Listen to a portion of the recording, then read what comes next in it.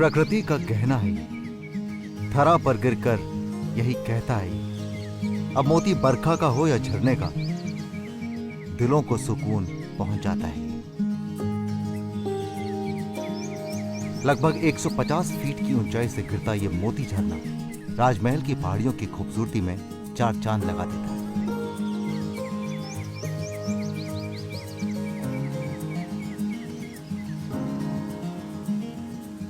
और गंगा के साथ मैं पहुंच गया हूं उस प्रदेश में जो उन 5 प्रदेशों में से एक है जहां गंगा बहती है। यहां आने के लिए मैं बहुत उत्साहित था क्योंकि पिछले सीजन में मैं यहां नहीं आ पाया था। बहुत ज़्यादा मैं इस प्रदेश के बारे में जानता नहीं हूं, जानूंगा भी कैसे। आखिरकार ये हमारे भारत का एक बहुत ही जवान प्रदेश जो है, 21 साल की उम्र है, 2000 में इसका जन्म हुआ था, लेकिन संपत्ति इतनी है इस प्रदेश में कि ज़रा सोचिए, पूरे भारतवर्ष का 40% खनिज यानी मिनरल्स इस प्रदेश से आते हैं। प्रकृति हो, वनस्पति हो या संस्कृति हो, भरपूर है यहाँ। आप जानते हैं ना, मैं बात कर रहा हूँ हमारे झारखंड की। और मैं इस समय हूँ साहिबगंज में, झारखंड का वो जिला जिसे गंगा का स्पर्श मिलता है। प्रकृति के इस हरे रंग में छिपे इस क्षेत्र में इतना देखने के लिए कि मैं अपनी बातें बंद करता हूँ और आपकी सैर शुरू करता हूँ।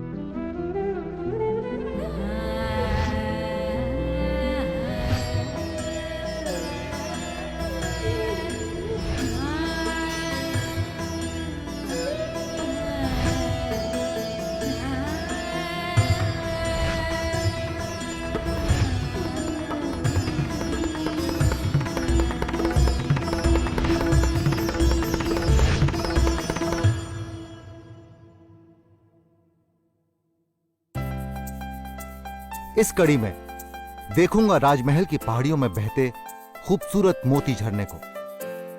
जाऊंगा मंड्रो फॉसिल पार्क, एक वर्ल्ड जियोलॉजिकल हेरिटेज साइट, और जानूंगा करोड़ों साल पुराने फॉसिल्स के राज। मिलूंगा एक ऐसे प्रख्यात कलाकार से जो टेराकोटा से बनी ट्राइबल आर्ट को दे रहे हैं एक नया रूप। जानूंगा कैसे नमामि गंगे साहिबगंज जिला प्रशासन के साथ मिलकर रख रहा है गंगा को साफ। राजमहल के शानदार 12 द्वारी और जामी मस्जिद के इतिहास से होऊंगा परिचित। देखूंगा गंगा का भव्य नजारा राजमहल के खूबसूरत सिंघी दालान से। रस से भरे रौसो कदम का चखूंगा स्वाद। करूंगा दर्शन उस पेड़ का जो कभी था गवाह भगवान और भक्त के मिलन का। भागलपुर से साहिबगंज की दूरी लगभग 78 किलोमीटर है।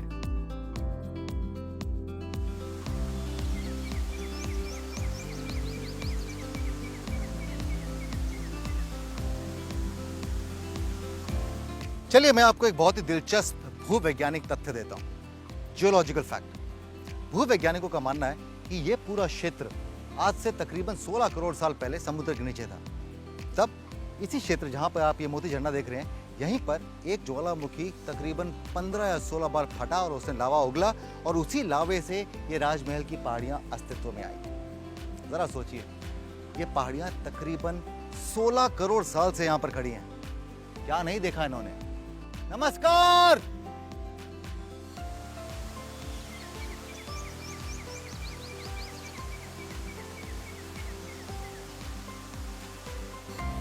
आप जानते हैं इसे मोती झरना क्यों कहते हैं? बहुत ही सरल है।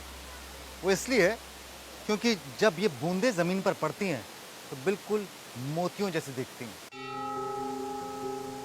इस खूबसूरत झरने के नीचे प्राचीन मोतीनाथ मंदिर है जो भगवान शिव को समर्पित है। यह भी माना जाता है कि मोती झरने का नाम इसी मोतीनाथ मंदिर से पड़ा। नमस्कार पंडित जी।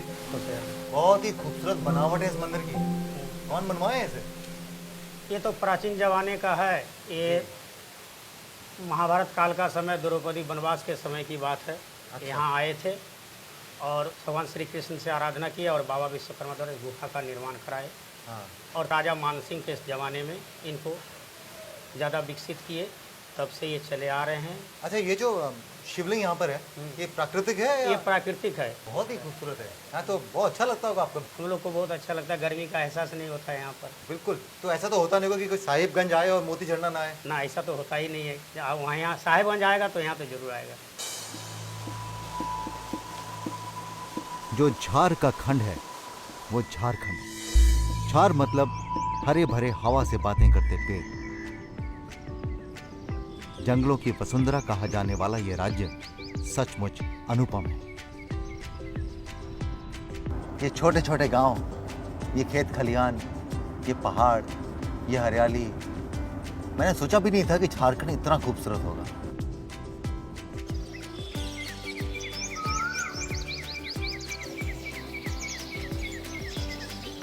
और अब मैं आपको झारखंड में एक ऐसी जगह लेकर आया हूं जो कि बहुत ही रोमांचक है, बहुत ही दिलचस्प है।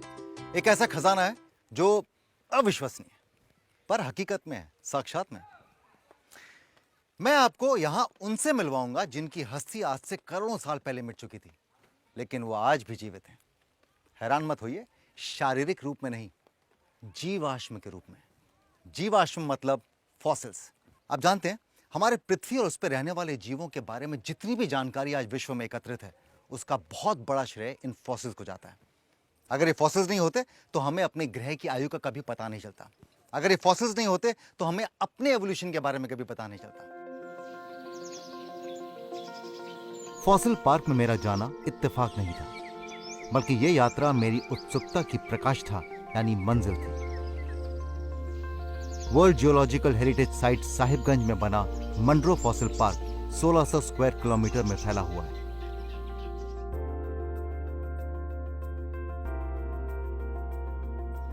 यह पार्क जहां एक तरफ हमारी धरोहर को संभाल रहा है, वहीं दूसरी तरफ दुनिया भर के रिसर्चर्स के लिए यह ज्ञान का खजाना है।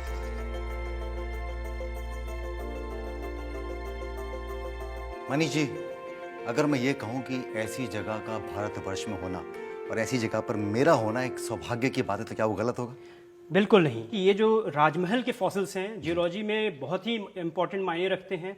जुरासिक के जस्ट बाद इनका निर्माण रहा है, उस समय के फॉसिल्स हैं ये। जुरासिक एज जो है वो कितने हजारों साल, मतलब हजारों में लाखों साल, करोड़ों साल, सॉरी। एग्जैक्टली राजीव जी, ये 15 करोड़ साल के करीब करीब की आप बातें कर रहे हैं। 15 करोड़ साल पहले ये फॉसिल्स बने थे। इस रीजन में 17 बार लावा निकले हैं जी। और उस समय की लकड़ियां थी, उस समय जो चीज थी वो सड़ी इसलिए नहीं क्योंकि उनको ऑक्सीजन नहीं मिला। एक लावा निकला, उसके बाद में ये लकड़ियां जो हैं उस पे रह गई, उसके बाद दूसरा लावा हुआ, तो ये डिकी करने का उन्हें समय नहीं मिला और इसलिए वो दबते दबते धीरे धीरे वो फॉसिल्स बन गए, पत्थर हो गए। 15 करोड़ साल पहले के पेड़, वृक्ष, उनके अवशेष अब भी यहाँ पर हैं। ये जो ये पेड़ है, ये बताइए कितने साल पुराना होगा? 2000, 3000, ये 2 महीने पुराना पेड़ है।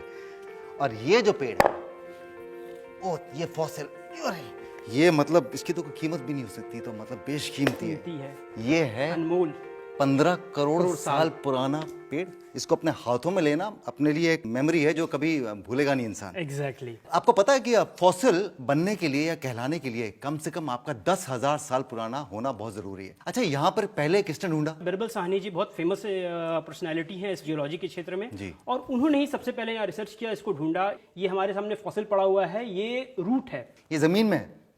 तो ये तो आपने इसको प्रिजर्व करने के लिए बनाया होगा, है ना? तो ये कितने साल पुराना है? 7 करोड़ से 15 करोड़ का अंतराल है। एकदम ये छू के देख सकते हैं। ये देखिए, मतलब ओरिजिनल लकड़ी था लेकिन इस समय पत्थर है, पर ये पेड़ का ट्रंक है, शाखा है उसकी। एग्जैक्टली। मनीष जी, यहाँ तो हमें प्लांट फॉसिल मिले, यहाँ जीवों के फॉसिल नहीं है यहाँ पे। जुरासिक पीरियड के जस्ट बाद एक मास एक्सटिंक्शन हुआ था। हाँ। ये उस समय की बात है जब सभी जो जानवर थे जो डायनासोर्स वाले एज के, वो वाइप आउट हो गए, इसलिए यहाँ पे सिर्फ और सिर्फ प्लांट फॉसिल्स मिलते हैं। झारखंड के बारे में बाहर लोगों को पता लगने दीजिए, उसके बाद देखिएगा आपको टिकट लेने पड़ेंगे, आपको काटने पड़ेंगे यहाँ लोगों के लिए, क्योंकि ये चीजें तो एक्चुअल पूजनीय है। इनफैक्ट अगर मैं बताऊं राजीव जी, यहाँ बचे हुए हैं क्योंकि लोग इनकी पूजा करते हैं, इसकी उन्होंने रक्षा की है, इसको प्रिजर्व किया है।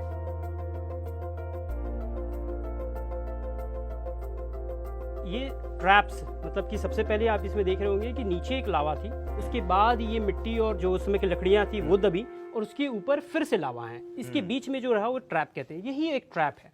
इसमें हमें लकड़ी के जो है वो दबे हुए मिल जाएंगे, जो फॉसिल्स हैं। जो कुछ पत्थर होंगे उसको अगर तोड़ेंगे तो उसमें जो पत्ते हैं उनके इम्प्रिंट्स मिल जाएंगे। इस तरह का रीजन मतलब बहुत है क्या इंडिया में ऐसे? नहीं, इंडिया में सिर्फ और सिर्फ यही है, इसलिए इसको राजमहल का रीजन कहते हैं। आप यहाँ पे आए हैं क्या? अगर नहीं आए तो सोचेगा कि आप बहुत बड़ी चीज मिस कर रहे हैं लाइफ में। कितनी अजीब बात है ना, हम भी सारी जिंदगी घूमने के नाम पर उन्हीं 8-10 जगहों के चक्कर लगाते रहते हैं। और इस तरह के अनमोल स्थल के बारे में शायद जानते ही नहीं।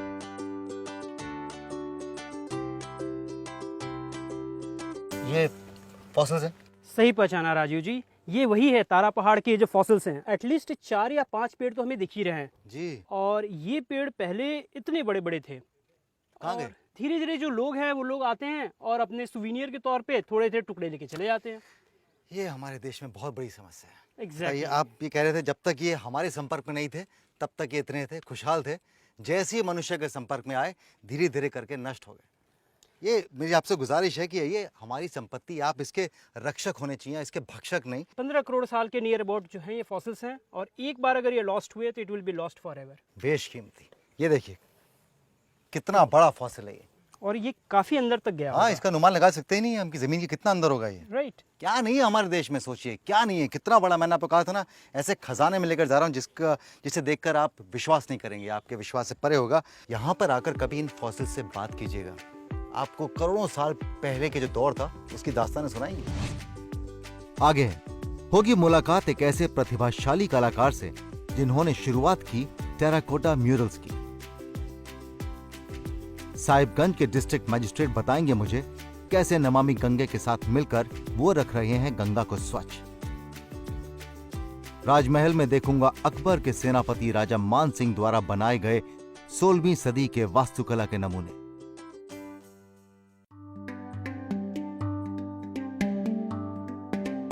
अतीत से निकलकर अब मैं वर्तमान की कला देखने राज्य सरकार से पुरस्कृत एक शानदार कलाकार श्याम विश्वकर्मा से मिलने जा रहा हूं। गंगा की मिट्टी से टेराकोटा की खूबसूरत प्रतिमाएं विभिन्न आकार कैसे लेती हैं, ये देखना है तो यहां ही आना चाहिए। जीव, पानी और जंगल की कहानियां दर्शाती ट्राइबल आर्ट को आगे बढ़ाना और उसे लोगों तक पहुंचाना इस कलाकार का लक्ष्य है। इतना हुनर है आपके हाथों में सर। ये सिलसिला कब शुरू हुआ और कैसे शुरू हुआ? बचपन से मैं इस जिले में गंगा है, गंगा में मैं नहाने जाता था। उस क्रम में मैं मिट्टी देखता था, वो मिट्टी को लाता था घर और वो उसमें कुछ अनगढ़ंत कुछ खिलौने वगैरह मैंने तैयार करते थे। साइन बोर्ड, ट्रक के नंबर प्लेट्स वगैरह लिखने लगा। लोग बोलते थे कि अच्छा लिखते हो। मैं सोचा था यही आर्ट है। एक अच्छे आईएएस ने हमें कहा कि आप किसी आर्ट कॉलेज में दाखिला लो, आपका हाथ बहुत अच्छा है। मैंने पटना फाइन आर्ट में जाके लिखा, 91 में लिया। और वहाँ से पढ़ने के बाद पता चला कि आर्ट वो अपना होता है, इमेजिनेशन होता है। आप क्या कर सकते, क्रिएट क्या कर सकते थे। तो गंगा के मिट्टी से मैंने काम करना शुरू किया। और ये ट्राइबल एरिया है, आदिवासी का जनजीवन मैंने बचपन से देखा, उन सब पे मैंने काम करना शुरू किया, ट्राइबल आर्ट पे। और टेराकोटा जो गंगा के मिट्टी से बन के तैयार होता है सर, उस पर मैंने काम किया। पहले पेंटिंग कैनवास पे हुआ करता था, वो मूर्तियाँ जब दीवार पे लटके के फ्रेम में मैंने उसको बनाया तो लोगों ने काफ़ी पसंद किया। दिस इज डिफरेंट, बहुत अलग है। इनफैक्ट बिहार और झारखंड उसके बाद अलग हो गया। तो ऑफिशियल यहाँ पे कोई आर्ट करने वाला इस तरह का कोई नहीं था सर। उसके बाद भारत सरकार ने मुझे स्कॉलरशिप दिया टेराकोटा में। हमारे यहाँ पर रॉ मटेरियल काफ़ी मात्रा में है, जैसे कि चाइना के लिए हमारे राजमहल में गंगा की मिट्टी तो गंगा माँ में ही है, समाहित है। तो अगर ये कहें कि इस कला का जो ओरिजिन है, इस कला की शुरुआत है, वो आपसे हुई? टेराकोटा म्यूरल का शुरुआत मैंने किया है। प्रधानमंत्री के हाथों 2-3 पेंटिंग हमारी चली गई है। ये देखिए पीछे बिरसा मुंडा खड़े, ये पूरा का पूरा स्ट्रक्चर आपने बनाया, आपने जीवित कर दिया एक्चुअली। कोशिश ये कल्पना से किया या कल्पना से किया। मैं फ्रीडम फाइटर जो हमारे झारखंड के हैं बेसिकली, उन सबको एक मंच दिया गया है। उस मंच पे मैं भी काम कर रहा हूँ। जैसे टेराकोटा आउटडोर और फाइबर इंडोर, ताकि वो बरसों तक ये जीवित रह सके। ये आउटडोर है, इंडोर है? ये इंडोर है, ये सब आउटडोर है। अच्छा। उसको सीमेंट से हम लोग टेराकोटा को वॉल पे पेस्ट कर देते हैं, वो आउटडोर है। तो एक ही टेराकोटा को आपने अलग अलग तरीके से इस्तेमाल किया। तो ये जो पीछे गौतम बुद्ध बैठ के मुझे आशीर्वाद दे रहे हैं, ये बनाने में कितना समय लगा होगा? ये बनाने में कम से कम 15 से 16 दिन। बहुत ही खूबसूरत है ये, बहुत बहुत बारीकी वाला काम भी लगता है। लेकिन ये इस तरह के फोल्ड कैसे देते हैं? वो फोल्ड तो सब सर हाथ से ही। और मैं बेसिकली यही कहूँगा, लोग कला के क्षेत्र में जब भी आए तो ड्राइंग जरूर करें। ड्राइंग के बिना कुछ नहीं हो सकता है। जैसे बच्चे अगर पेंसिल पकड़ते हैं तो उसको पेंसिल पकड़ने देना चाहिए, वो कॉपी गंदा करे तो ही आगे जाएगा। मैं बचपन में बहुत मार खाया हूँ बेसिकली। टीचर पढ़ा रहे, मैं कॉपी में कुछ बनाते रहता था, तो मैं बड़ी मार खाया इस सब चीज़ में, लेकिन आगे वो काम आ गया। ऐसा ही होता है, हर चीज़ की शुरुआत ऐसी होती है। जब हम भी कभी फिल्में देखने के लिए जाया करते थे या कुछ और करते थे तो डांट ही पड़ती थी घर से। लोग काम करके आगे बढ़ सकते हैं और आगे काम यहाँ पर करें, लेकिन उसी गूंज बड़े शहरों में जाने वहाँ। जी बहुत आर्टिस्ट किस्म के इंसान है। और क्या क्या करते हैं आप? और भी कोई शौक है आपके? कुछ कुछ मैं सीखता हूँ, संगीत के क्षेत्र में भी मैं। संगीत के क्षेत्र में भी? जी जी बिल्कुल। और एक्टिंग तो नहीं करते ना? कंपटीशन मत बनिएगा मेरा प्लीज। ये मेरी विधा में तो नहीं है। तो मैं आपके सारे हुनर देखना चाहता हूँ। सबसे पहले तो मैं ये देखूँ कि आप इस खाली शीट के ऊपर, इस कैनवस के ऊपर आप क्या बनाते हैं?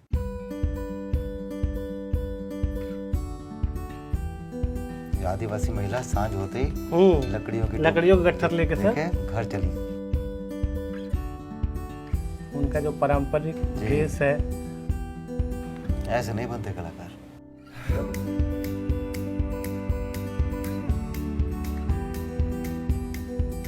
बहुत सुंदर। बस अब इतना आपको और करना है कि यहाँ पे अपने हस्ताक्षर देने मैं अपने घर की शोभा बनाऊंगा।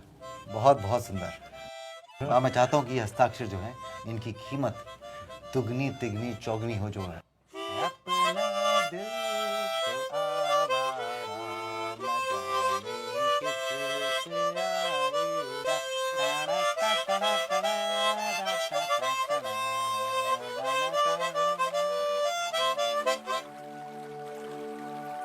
दूर तक बहती मां गंगा की धारा।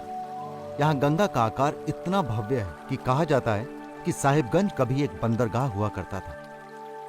आज इस विशाल नदी को प्रदूषण से मुक्त रखने की बड़ी जिम्मेदारी को कड़ी मेहनत से निभा रहा है नमामि गंगे और साहिबगंज का जिला प्रशासन। जैसे जैसे गंगा नए क्षेत्र में प्रवेश करती है तो उस क्षेत्र के लोग और उस क्षेत्र के प्रशासन की जिम्मेदारी बन जाती है कि वो गंगा की देखरेख करें। तो ये आप कहाँ से कहाँ तक गंगा जी का ख्याल रखते हैं? हाजीपुर दियारा है, वहाँ से लेकर लास्ट में हुसैनाबाद जो हमारा उदवा ब्लॉक में आता है, जस्ट फरक्का डैम से पहले जी, वहाँ तक लगभग 75 किलोमीटर का हम लोग का ये कोस्ट है जी। तो 75 किलोमीटर का कोस्ट, 75 किलोमीटर लंबी गंगा जी का आप ध्यान रखते हैं? जी जी। शहर में हम लोगों ने काफ़ी कार्य नमामि गंगे के तहत कराए हैं, जैसा कि रिवर फ्रंट डेवलपमेंट में हम लोगों ने कुछ घाट्स का निर्माण करवाया है। टोटल 11 घाट्स यहाँ साहिबगंज में निर्माण हुए हैं।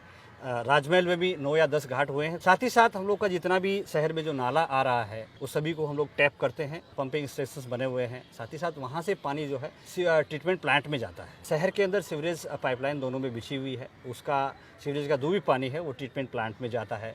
वहाँ से फिर गंगा जी को एक गुड क्वालिटी वाटर हम लोग गंगा जी में मिलाते हैं। इसके लिए हम लोगों ने दुमका में जो स्टेट पोल्यूशन कंट्रोल बोर्ड की लेबोरेटरी है, वहाँ पे भी हम मंथली उसको पानी को भेजते हैं टेस्टिंग के लिए। अच्छा, अगर मैं आपसे पूछूं कि नमामि गंगे ने जब मिशन शुरू किया तब से लेकर अब तक कोई फ़र्क आया? पहले नाला का पानी सीधा ड्यूरिंग लीन टाइम पूरा पानी यहाँ गंगा जी में गिरता था। साथ ही साथ जो भी केमिकल इस तरह से कहें कि साबुन वगैरह का जो यूज़ लोग करते थे, हम लोगों ने वो भी मना किया है। जो ग्रामीण क्षेत्र के इलाके उनमें भी हम लोगों ने कुछ काम किए हैं, जैसे सोक पिट्स का निर्माण किया है कि जो भी डोमेस्टिक वाटर है वो नीचे ज़मीन में जाए और उसके बाद अंडरग्राउंड ही वो गंगा नदी में जाए। एग्रीकल्चर कर रहे हैं, that must be organic agriculture. इसका भी हम लोग के नमामि गंगे के तहत प्रोग्राम चल रहा है। सरकार तो अपनी जिम्मेदारी निभाती है, पर क्या लोग अपनी साझेदारी, अपनी भागीदारी देते हैं? पुरानी परंपरा से ही इस गंगा नदी को स्वच्छ रखने की एक प्रवृत्ति यहाँ के लोगों में रही है। वो लोग लगभग 1.5 दिन पानी में खड़ा रह के पूजा करता है। उससे ये अनुमान लगा सकते हैं कि कितना उन लोगों के लिए गंगा का पवित्रता है। बाहर रहते हैं तो एक झारखंड की एक इमेज अलग है कि बहुत ट्राइबल एरिया होगा या पिछड़ा हुआ इलाका होगा। बहुत खूबसूरत है। इसमें गंगा को अगर देखते हैं हम लोग ज्योग्राफिकली, तो हरिद्वार से जब ये निकलती है उसके बाद ये अंतिम छोर है जहाँ पर आपको पहाड़ और नदी का एक संगम देखने को मिलता है और बहुत अत्यंत खूबसूरत संगम है।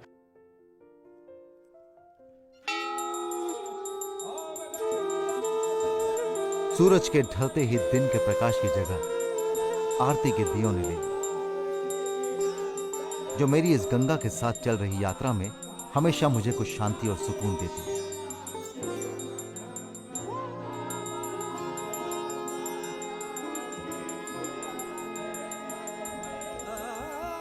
अगले दिन राजमहल में मेरी सुबह का आगाज 12 द्वारों वाली 12 द्वारी से हो रहा है, जिसको नागेश्वर बाग के नाम से भी जाना जाता है।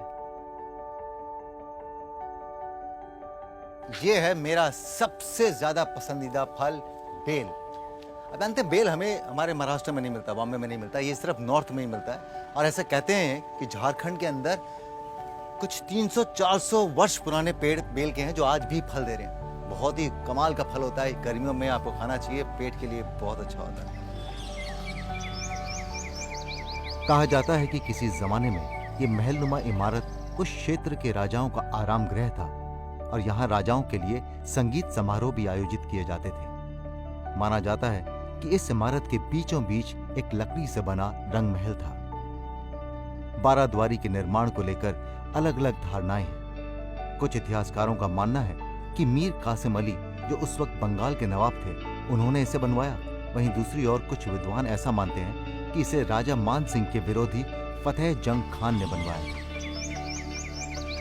गंगा साहिबगंज चलती हैं और राजमहल पहुंच जाती हैं, जो कि तकरीबन 32 किलोमीटर की दूरी पर स्थित है। तो मैं भी पहुंच गया राजमहल।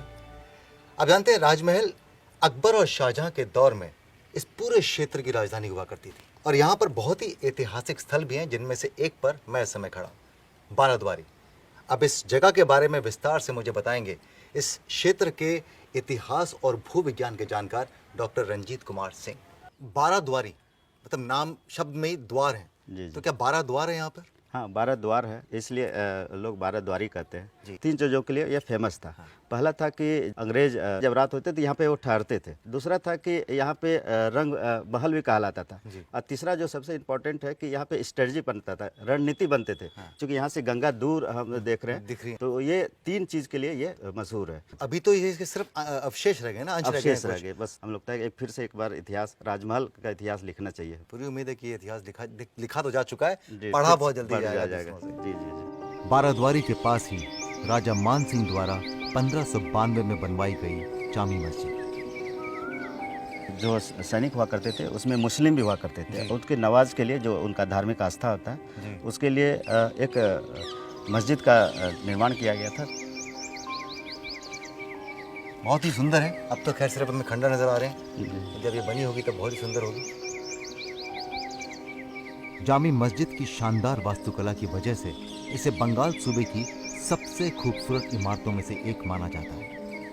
हमारी सांस्कृतिक धरोहर का, ऐतिहासिक धरोहर का कोई मुकाबला नहीं है। किसी भी क्षेत्र में चले जाएं, हिंदुस्तान के किसी भी क्षेत्र में चले जाएं, आपको कोई ना कोई चीज ऐसी मिलेगी जो कि विश्व में कहीं और नहीं होगी। कमाल का है ना हमारा देश।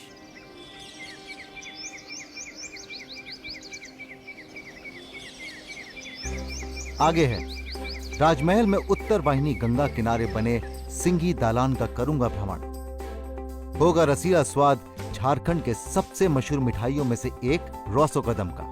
जाऊंगा कन्हैया स्थान, जहां पर चैतन्य महाप्रभु के चरण हैं आज भी स्थापित।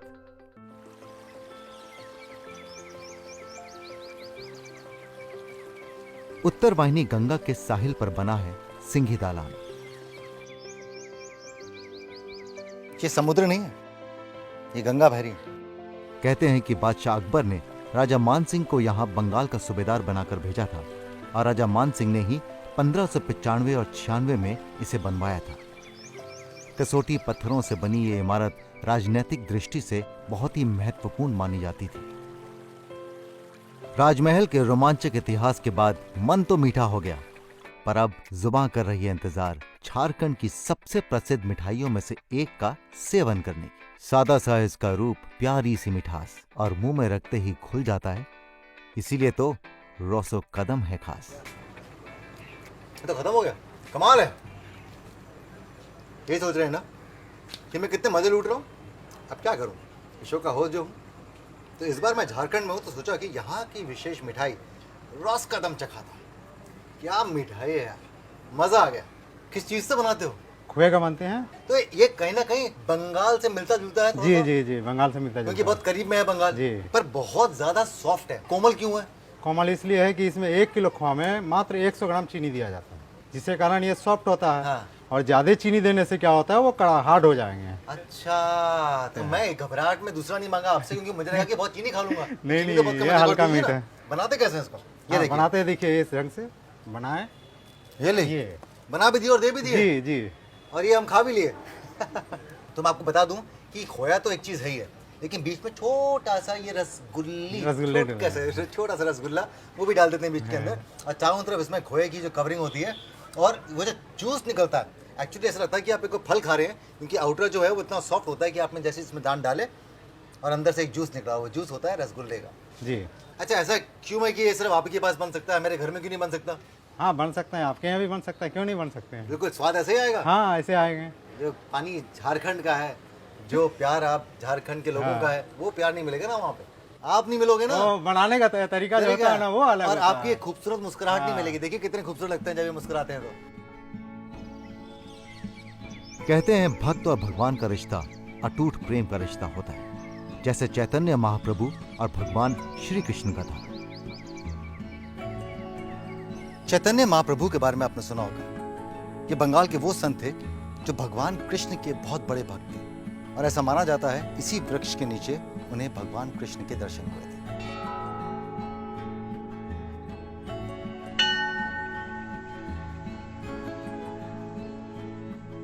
चैतन्य महाप्रभु के पद चिन्ह यहां आज भी देखे जा सकते हैं, और यह भी कहा जाता है कि आज भी भगवान कृष्ण और राधा के पद चिन्ह यहां विद्यमान हैं। कन्हैया स्थान को कृष्ण भक्त भगवान कृष्ण की लीला स्थली मानते हैं। झारखंड आने की मेरी उत्सुकता अब तक बरकरार है, बस समय नहीं बचा। अब जिस प्रदेश की प्रकृति, संस्कृति, वनस्पति इतनी खूबसूरत हो, तो वहां इतनी जल्दी मन भरेगा भी तो कैसे। पर अचरज की बात यह है कि हम इसके बारे में ज्यादा जानते ही नहीं। आप जानते, जब मैं विदेश जाता हूं तो किसी भी देश का लगभग हर प्रांत या हर शहर एक जैसा लगता है, लेकिन भारत का हर प्रदेश अपने आप में एक देश जैसा लगता है। अगर कोई भारत के 4 शहरों को देखकर यह कह दे कि उसने पूरा भारतवर्ष देख लिया है, तो वो गलत होगा, क्योंकि भारत को देखने के लिए एक पूरा जीवन कम पड़ सकता है। और वो सिर्फ इसलिए नहीं कि हमारा देश बहुत विशाल है, वो इसलिए भी कि हमारा देश विविधता की मिसाल है। आप भी मानते हैं ना?